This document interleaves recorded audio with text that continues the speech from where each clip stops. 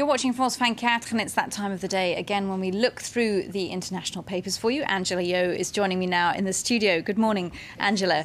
Now, France seems to be getting the blame for a lot of the global anti-China feeling. Why is that? And tell us more from the Chinese perspective. Well, that's right. There has been a lot of negative press for the Chinese in the lead up to the Beijing Olympics. Now, this is sort of a counter-attack that has been organised. There were protests in France over the weekend, and we've got coverage from the People's Daily, which is a state-controlled newspaper, on those protests. And we have, it's the first story, most important story, and the headline there saying, in Paris, 10,000 people rally in support of the Beijing Olympics and against an unfair media. Now, the first photo was of Place de la République turned into a red sea of Chinese flags. That photo there, you see, the description is a French youth wishes good luck to the Beijing Olympics. And then there's another photo that you'll see of French people in the streets, one after another, sign their names to wish good fortune to the Beijing Olympics. Now, it's sort of a slightly exaggerated positive look on the protests that were organised here in Paris over the weekend, where they had thousands of people turning out to say that the French media are being unfair towards China. What does the French media itself make of it, Angela? What is Libération, for example? Well, at the same time as these pro-China protests in France, there have been anti-France protests in China. Now, France has gotten a taste of that in Libération today, which is a French newspaper.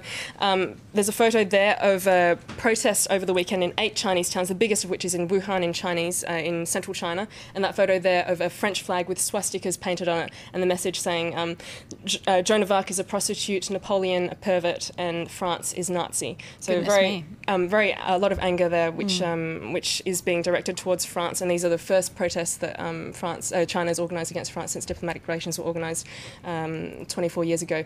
And this, of course, is a response to the anti-China protests that happens here around the Olympic torch relay, and also calls for a boycott of the opening ceremony.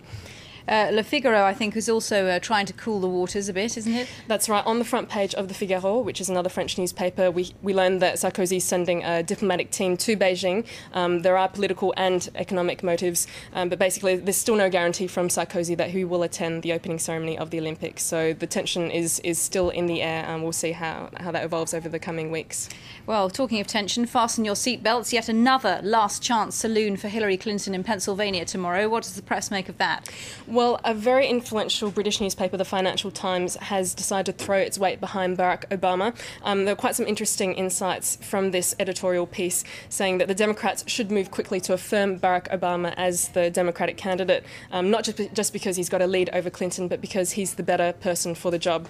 Now, Obama has run a better campaign, according to the Financial Times. He's more cool. Clinton's campaign has been in shambles. And basically, one quote which is particularly interesting is saying that electing the country's first woman president should be inspiring, but not this woman.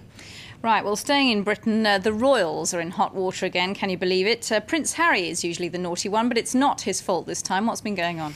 Well, Prince William has gotten into a bit of hot water over some helicopter trips that he's made. He had been undergoing Royal Air Force training, but he made a couple of helicopter trips which were a bit strange. One, he landed in his girlfriend's back garden, and another one, he flew to a cousin's stag party. Now, these trips were authorised by the Royal Air Force, but it's going to be looked at a bit more closely how the decision was made, because as we hear from the Chief of Air Staff here in this article, he says the average Joe is just going to see it as an expensive taxi.